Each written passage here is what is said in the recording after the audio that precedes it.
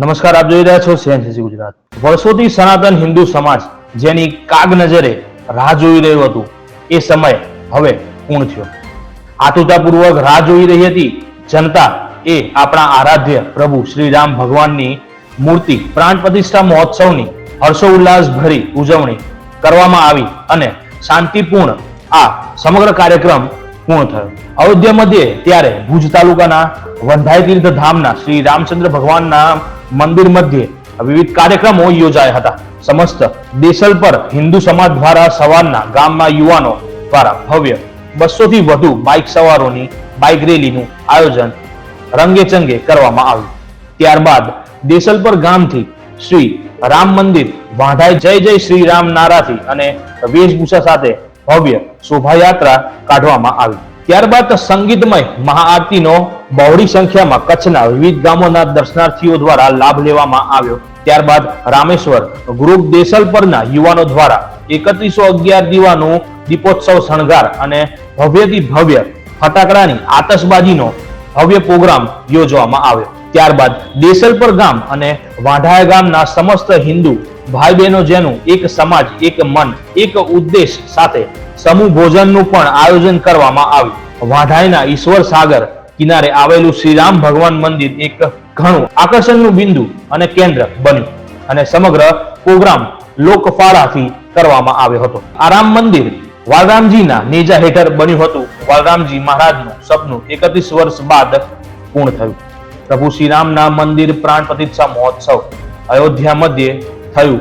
આ આપણા બધા ભારતીય હિન્દુ ભાઈ બહેનો માટે ખૂબ ગૌરવ લેવા જેવી બાબત છે.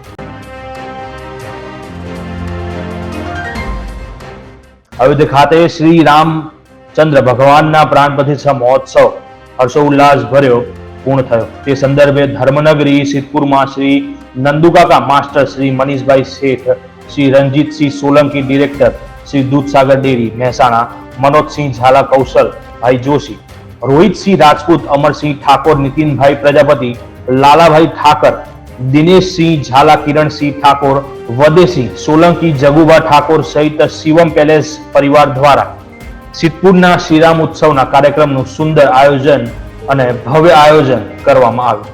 જેમાં શાસ્ત્રી શ્રી કપિલભાઈ દવેના સ્વરમાં મધુર સુંદરકાંડ, હનુમાન ચાલીસાનો પાઠ, ભગવાન શ્રી રામચંદ્રજીની મહાઆરતી તથા ફટાકડાની રંગે ચંગે આકાશમાં આતશબાજીનો સુંદર નજારો જોવામાં આવ્યો. જેમાં સિદ્ધપુર શહેર તાલુકાના નામી અનામી રાજકીય, સામાજિક, ધાર્મિક સંગઠનના આગેવાનો શ્રીઓ સહિત આજુબાજુના વિસ્તારની ધર્મપ્રેમી જનતા ખૂબ જ બહોળી સંખ્યામાં ઉપસ્થિત રહી હતી. સઘળ કાર્યક્રમ શિવમ પેલેસ પરિવારના મિત્રો દ્વારા ઉત્સાહથી ખડેપગે રહી સફળતાપૂર્વક પાર પાડવામાં આવ્યો હતો. કાર્યક્રમના અંતે મહાભોજનનું આયોજન પણ કરવામાં આવ્યું હતું. જેમાં ખૂબ મોટી સંખ્યામાં શ્રી રામ ભક્તોએ ભોજન પ્રસાદનો સુંદર લાહો લીધો હતો. કાર્યક્રમને સફળ બનાવવા આમંત્રણને માન આપી પધારેલા તમામ રાજકીય, સામાજિક, ધાર્મિક સંગઠનના આગેવાન શ્રીઓ, વડીલ શ્રીઓ, ભાઈઓ બહેનો અને કાર્યક્રમને સફળ બનાવવા ખડેપગે રહી સેવા આપનાર ભાઈ સમાન પરમ મિત્રોને શિવમ પેલેસ પરિવાર વતી શ્રી મનીષભાઈ શેઠ તથા શ્રી રણજીતસિંહ સોલંકી દ્વારા ખૂબ ખૂબ આભાર વ્યક્ત કરવામાં આવ્યો હતો.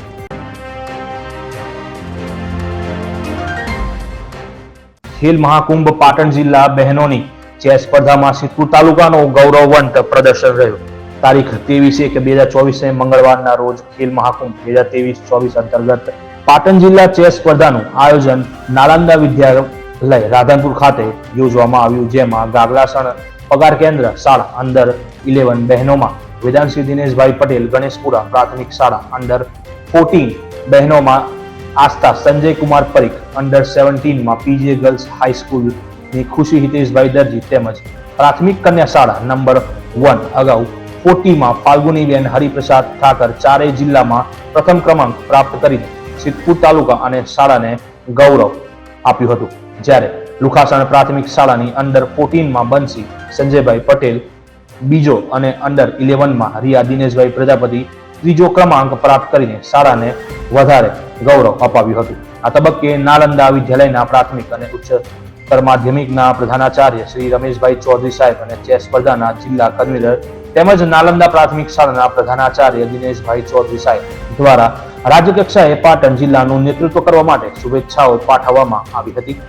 આ વિશેષ સિદ્ધિ માટે ગાગલાસણ પગાર કેન્દ્ર શાળાના માર્ગદર્શક શ્રી દિલીપભાઈ બી પટેલ, ગણેશપુરા પ્રાથમિક શાળાના માર્ગદર્શક શ્રી કપિલભાઈ બી શુક્લ અને લુખાસણ પ્રાથમિક શાળાના માર્ગદર્શક શ્રી સંજયભાઈ પટેલે પણ સિદ્ધપુર તાલુકાને અભિનંદન પાઠવીને દીકરીઓએ ગૌરવ અપાવ્યું તેવું દીકરીઓ માટે ગૌરવ અનુભવે છે. સિદ્ધપુર માતૃગયા તીર્થ ખાતે શ્રાદ્ધ તર્પણ માટે હવે ઓનલાઈન બુકિંગ પણ કરાવી શકાશે. ડિજિટલ ઇન્ડિયા સાથે સિદ્ધપુરમાં હવે શ્રાદ્ધ તર્પણની વિધિ પણ જાણે ઓનલાઈન બુકિંગ કરાવી શકાય તેવી શરૂઆત કરવામાં આવી છે. ગુજરાત પવિત્ર યાત્રાધામ વિકાસ બોર્ડ દ્વારા ઓનલાઈન ક્યુ મેનેજમેન્ટ સિસ્ટમ પોર્ટલ તૈયાર કરાયું. ગાંધીનગર 23 જાન્યુઆરી 2024 દેશના એકમાત્ર માતૃગયા તીર્થ તરીકે પ્રખ્યાત ગુજરાતના સિદ્ધપુર ખાતે હવે શ્રાદ્ધ તેમજ તર્પણ વિધિ માટે ઓનલાઈન બુકિંગ પણ કરાવી શકાશે. શ્રદ્ધાળુ માટે એક સારી ફેસિલિટી ઉપલબ્ધ સિદ્ધપુરે ઊભી કરી છે. ઓનલાઈન બુકિંગની સુવિધા આગામી 1 ફેબ્રુઆરી 2024 થી આનો શુભારંભ થશે. ગુજરાત પવિત્ર યાત્રાધામ વિકાસ બોર્ડ GP5BP દ્વારા સંચાલિત સિદ્ધપુર માતૃગયા તીર્થ અતિ પ્રાચીન ઐતિહાસિક ધાર્મિક તથા પવિત્ર નગરી સિદ્ધપુર પાટણ ખાતે આવેલ છે. દેશના કોઈ પણ પ્રદેશમાં વસતા શ્રદ્ધાળુઓ માતૃગયા શ્રાદ્ધ માટે સિદ્ધપુર આવતા હોય છે. ખાસ કરીને કારતક સુદ 11 થી પૂનમ સુધીના વિશ્વ પંચક પર્વ સમય લાખો શ્રદ્ધાળુઓ સિદ્ધપુરમાં સ્નાન અને પિંડદાન કરવા માટે માતૃ અને પિતૃને સંતોષ મળે તે માટે આવતા હોય છે. ગુજરાત પવિત્ર યાત્રાધામ વિકાસ બોર્ડના સચિવ શ્રી R.R. રાવલે જણાવ્યું કે સિદ્ધપુરના મહત્વના માતૃગયા તીર્થને ગુજરાત સરકાર ગુજરાત પવિત્ર યાત્રાધામ વિકાસ બોર્ડ દ્વારા અત્યંત સુવિધાયુક્ત બનાવવામાં આવ્યું છે અને શ્રાદ્ધ વિધિ માટે અવારનવાર દેશભરના શ્રદ્ધાળુઓ માટે શ્રાદ્ધ વિધિમાં સરળતા રહે તે માટે હવે ઓનલાઈન પોર્ટલ સુવિધા પણ ઉપલબ્ધ કરવામાં આવી છે.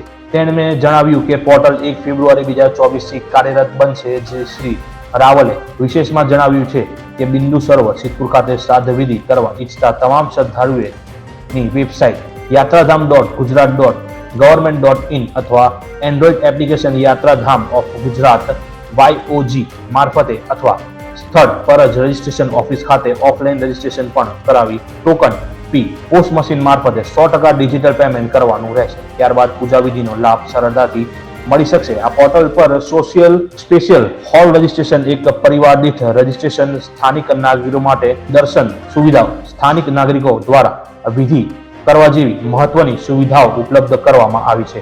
દેશભરમાંથી શ્રાદ્ધ વિધિ કરવા ઈચ્છતી કોઈ પણ વ્યક્તિ આ પોર્ટલ ઉપર પોતાના સ્વજનની શ્રાદ્ધ વિધિની અરજી ઓનલાઈન રજીસ્ટ્રેશન પણ કરાવી શકશે તથા રજીસ્ટ્રેશન નંબર પણ મેળવી શકશે. બિંદુ સરોવર ખાતે કોઈ તારીખે કેટલાક સમય અને કયા સ્ટોક ઉપર તેની વિધિ કરવામાં આવશે તે પણ પોર્ટલમાં નિયત થઈ શકશે. રજીસ્ટ્રેશન ફી પણ ઓનલાઈન POS મશીન મારફતે 100% ડિજિટલ પેમેન્ટ જ હવે ચૂકવવાનું રહેશે. સિદ્ધપુર અને આસપાસના તીર્થનો વિકાસ માટે ₹33 કરોડનું માસ્ટર પ્લાનિંગ સરકારે કર્યું છે. તેમણે જણાવ્યું કે સિદ્ધપુર ખાતેના બિંદુ સરોવરનું રાજ્ય સરકારે અંદાજિત ₹70 કરોડના ખર્ચે પુનઃનિર્માણ કર્યું છે અને રાજ્ય સરકારના ગુજરાત પવિત્ર યાત્રાધામ વિકાસ બોર્ડ દ્વારા હાલમાં સરસ રીતે જેની નિભાવણી અને જાળવણી થઈ રહી છે. સિદ્ધપુર યાત્રાધામ તરીકે વિકાસ પામે અને આવનાર 25 વર્ષ સુધીની યાત્રાધામે અનુરૂપ જરૂરિયાત અને વ્યવસ્થાઓને અપગ્રેડેશન કરવા માટે સિદ્ધપુર તીર્થ ક્ષેત્રનું 33 કરોડના ખર્ચે માસ્ટર પ્લાનિંગ કરવામાં આવ્યું છે. તેનાથી સિદ્ધપુર શહેર તથા તાલુકા ક્ષેત્રના આવેલા તીર્થ સ્થળોનો વિકાસ થશે અને યાત્રાળુઓની સુવિધાઓમાં પણ વધારો થશે. આમાં સિદ્ધપુર માતૃગયા તીર્થ ક્ષેત્રમાં રાજ્ય સરકાર અગ્રતાના ધોરણે વિકાસ કરી રહી છે, જે સિદ્ધપુર માટે ઘણું ગૌરવવાન છે. સ્થાનિક પ્રજામાં ઘણો આનંદ અને ઉલ્લાસ લાગણી જન્મી છે. પાટણ શહેરના સુદામા ચોકડી પાસે આવેલ ગોપી આર્કિટેક્ટ કોમ્પ્લેક્સમાં લોકસભા મધ્યસ્થ કાર્યાલયનું ઉદ્ઘાટન કેબિનેટ મંત્રી બળવંતસિંહ રાજપુરના વરદ હસ્તે મંગળવારે સવારમાં કરાયું હતું. આ પછી પાટણની 7 વિધાનસભાના ભાજપના કાર્યકર્તાઓ સાથે મહત્વની બેઠક યોજાઈ હતી, જેમાં બળવંતસિંહ રાજપૂતે પાટણ બેઠક 5 લાખ મતોની લીડ સાથે જીતાડવાનું એક પ્રજામાં આહ્વાન કર્યું છે. આજે કાર્યાલયનું શુભ ઉદ્ઘાટન થયું છે, જેને પણ ટિકિટ આપવાનું નિશાન કમળ છે. આપણો જે ઉમેદવાર છે એ કમળ છે, કમળ જીતીને મોકલીએ તેમ જણાવ્યું હતું. પાટણ સાંસદ ભરતસિંહ ડાભી ટિકિટ અંગે આશંકિત જણાયા હતા અને જણાવ્યું હતું કે ઉમેદવાર ગમે તે આવે, ભરતસિંહ હોય કે ના હોય એની ચિંતા ન કરવી. ભાજપને આપણે 5 લાખ મતે જીતાડો એ જ એમનો ઉદ્દેશ્ય છે. સિદ્ધપુર ખાતે જિલ્લા કક્ષાના ધ્વજવંદન સમારોહ માટે પૂર્વ તૈયારીઓનું નિરીક્ષણ કરતા જિલ્લા કલેક્ટર શ્રી 26મી જાન્યુઆરીના રોજ સિદ્ધપુર ખાતે યોજાશે જિલ્લા કક્ષાનો ધ્વજવંદન સમારોહ. પાટણ જિલ્લાના જિલ્લા કક્ષાનો ધ્વજવંદન સમારોહ આ વર્ષે સિદ્ધપુર મુકામે યોજાવા જઈ રહ્યો છે, જેની જિલ્લા વહીવટીતંત્ર દ્વારા જોરશોરમાં તૈયારીઓ કરવામાં આવી રહી છે. 26મી જાન્યુઆરી પ્રજાસત્તાક દિવસ આરોગ્ય મંત્રી શ્રી ઋષિકેશભાઈ પટેલના હસ્તે ધ્વજવંદન થવાનું છે, ત્યારે આજરોજ કાર્યક્રમની તૈયારીઓને જિલ્લા વહીવટીતંત્ર દ્વારા આખરી ઓપ આપવામાં આવ્યો હતો.